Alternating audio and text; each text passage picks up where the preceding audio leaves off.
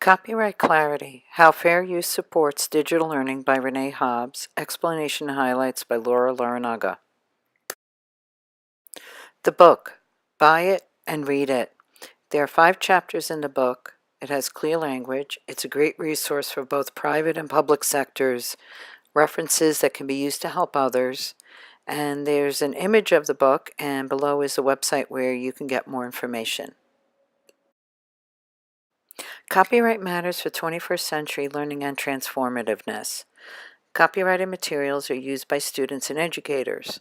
They are used for the following: cultural criticism, enhancing the teaching and learning process, promoting creativity, providing respect for both the owners and users of copyrighted materials.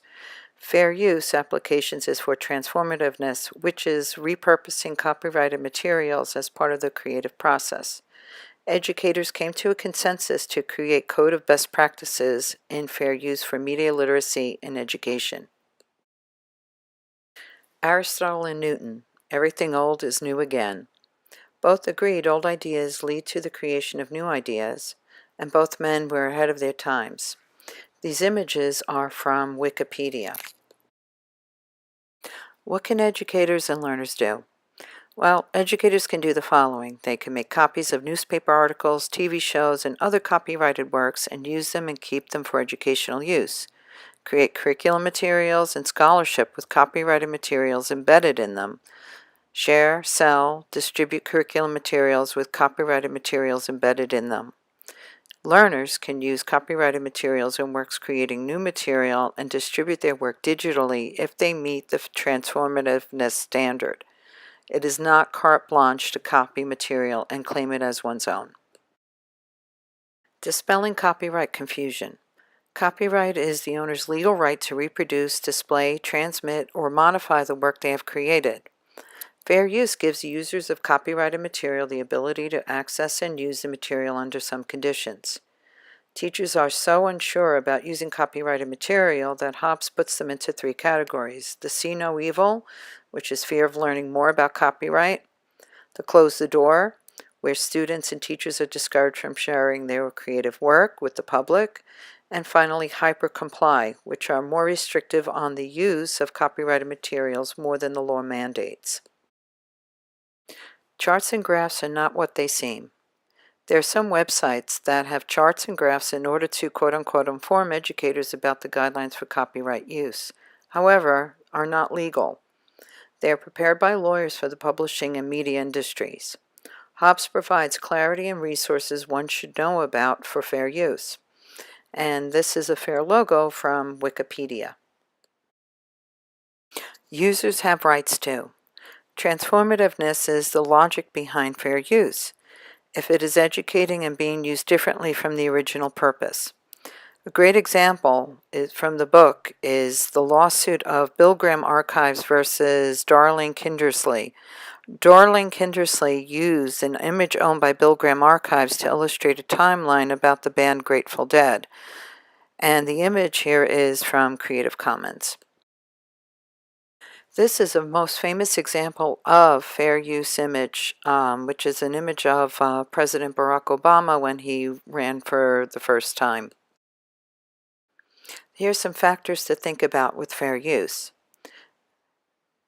One should consider to determine if copyrighted material is being used for fair use, and it is the purpose and character of the use, the nature of the copyrighted work, the amount and substantiality of the portion used in relation to the copyrighted work as a whole, the effect of the use upon the market for or value of the copyrighted work.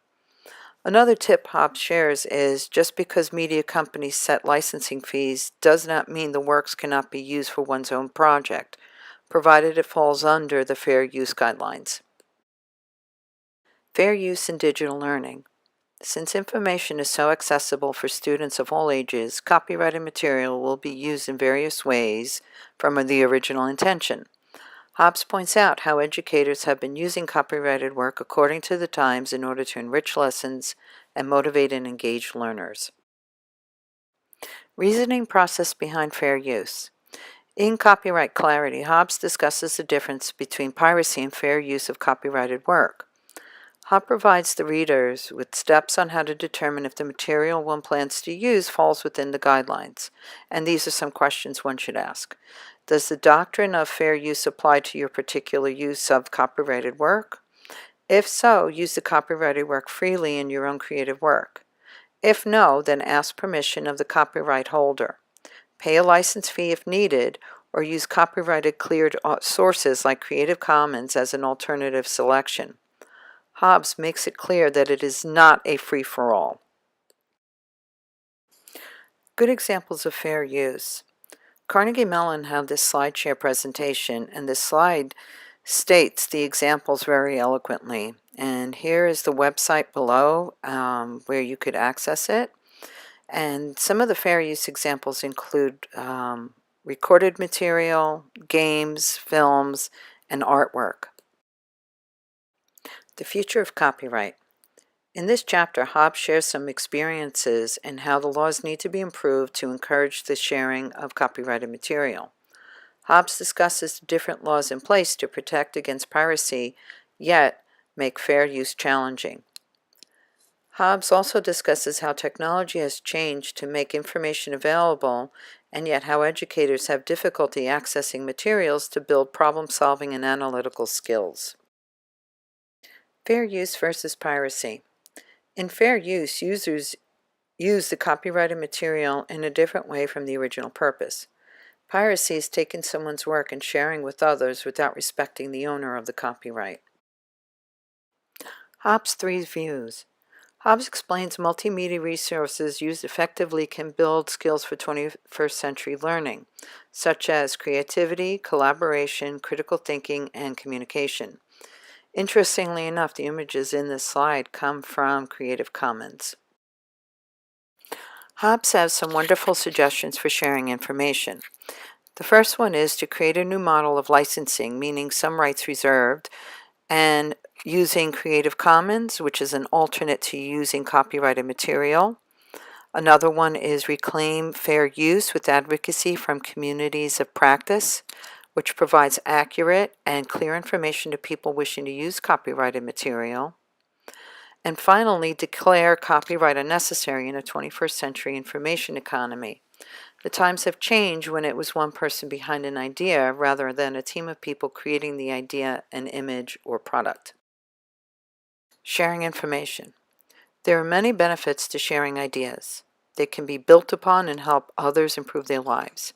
For example, about 8 years ago, when the smartphones and touchscreen iPods came out, AARP magazine wrote an article about how an iPhone helped a woman with Lou Gehrig's disease, or ALS, communicate with family better than the communicator that was given to her because the iPhone was a lot lighter and easier to manage. The book has some wonderful resources. In Resource A, there's a link to her website, which is mediaeducationlab.com copyright-clarity, which gives educators the tools such as videos, PowerPoint slides, and printables to conduct workshops for peers, along with an outline on how to guide the workshop. Resource B includes excerpts of the copyright laws that initiated from 1776 to the present. Also, there are some excellent websites explaining fair use further, also lesson plans and models of fair use practices. Here are some final thoughts. After reading this book, I realized how little I know about fair use, and more people should be aware as well. The intention beyond copyright is to protect the owner of the work and enable lawful use of copyrighted material without having to worry about violating any copyright laws. Fair use does not give users permission to steal intellectual or artistic property. It is used for transformativeness, building 21st century skills, and sharing information in a new way. Information needs to be shared and not hoarded to ensure all people have access to the same information. Knowledge is power.